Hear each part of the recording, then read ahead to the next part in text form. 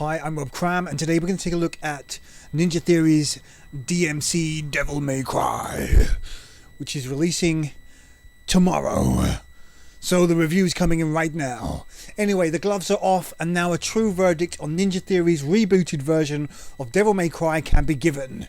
It's been a while since Devil May Cry 4, and since then a HD collection has kept fans nostalgic and well occupied, and yet from the offset it seemed a number of people focused a little too much on the looks of the main character rather than how the game would play out. Capcom teased the masses with a demo, but this didn't do a great job of conveying the feel of the game, as it chose probably one of the least exciting moments from the game. So what is DmC Devil May Cry? A game you have to say twice. From the offset, players are thrust into the world of a partying youngster Dante, who is the same character from the previous games, but obviously before he's grown up a little. He still retains the character's hallmark charms, but as a demon hunter and part angel and demon, has the right sort of bad attitude to go alongside the less experienced projection of the character. It works, but as things quickly unfold, and with a meeting with his sibling Virgil, things become clear that Dante does have a heart beyond drinking to excess and getting laid. Without spoiling things, the game's story unfolds in an uncanny manner, introducing the main characters and plot devices with relative ease. There's a token bad guy, Mundus, and his sidekick Lilith, who act as the motivation behind the story, and what could have been a rather mundane and predictable offering ends up being quite an entertaining ride as Dante discovers more about himself whilst gaining further powers and knowledge of the darkness humanity is facing. The gameplay is the main area of focus, although players can skip the cutscenes, not that you'd want to on a first outing. The combat is well balanced, and to begin, eases you in as Dante shifts in and out of limbo, where the demons reside. The opening moments present easy foes in relatively small numbers to juggle, shoot, and generally hack and slash with the standard sword and pistols. However, as the game's story progresses, more abilities are gained to become a major part of the evolving combat. Whilst Dante gains extra weapons which can be switched on the fly, the angel and demon pulls are crucial elements to performing the art of dishing out punishment with style. It's been a factor of the series since day one, and here is no exception, as each encounter is graded from D to SSS, the latter offering more points to boast about at the end of level's stat screen and subsequent world leaderboards. Players are encouraged to upgrade weapons for more moves and utilise them in combat, keeping the encounters fresh rather than spamming the same moves over and over. Although this is still possible, less points are rewarded and certain enemies will become immune. Once Dante has a wealth of moves available, then the fun starts as players learn how to tackle the enemy types thrown at you.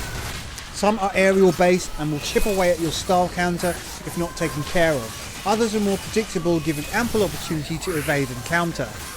Others require specific demon or angel weapons to defeat them, and some carry shields. It all works well and allows players a chance to free-form their way through the game, which is incredibly satisfying. What's also neat is the fact that whilst there are a few buttons to master, and some awkward ones like RB and RT being pressed at the same time to demon evade, on the whole, the combat is easy for beginners to get to grips with. It seems anyone can be accomplished at the combat, but only those who dig deeper and keep the combos fresh can truly call themselves masters. If there's any gripes at all, then this lies with the lack of lock-on to keep players focused on a particular enemy. Sometimes it's hard to target a distant aerial opponent where there are ground foes in the way. It can get a little annoying at times, but it's something players have to work with. Also, Dante does get locked into moves with no option to cancel, which would have been nice. There's also moments where Dante will simply stop responding for a split second and just stand there, enabling a cheap hit and style breaker to happen. This is likely a glitch more than anything. Aside from the actual fighting, there's a lot of navigational puzzles thrown in as well, which make use of Dante's demon and angel abilities. If you're not into platform jumping, then these moments can grate after a while. However, as devices which break up the combat, they do work well for all intents and purposes. DmC sits within a familiar world, but becomes a warped hell once Limbo is entered. There's some really spectacular warping effects used which creates a dangerous and jarring gaming environment. In one section, a jail is traversed upside down, and in another, a nightclub turns into a warped and surreal arcade-style battleground. Ninja Theory has done a grand job with the presentation, with slick graphics, sharp edges fused with softer tones of the leading characters. The enemies are also well designed and equally demonic, including the boss characters, although there's a feeling that the bosses could have used a little more imagination. Gone is the Japanese-style multi-stage encounters for the most part. The audio is of an exceptional quality with great performances from the cast, as well as a thumping soundtrack that really sets the theme of the game.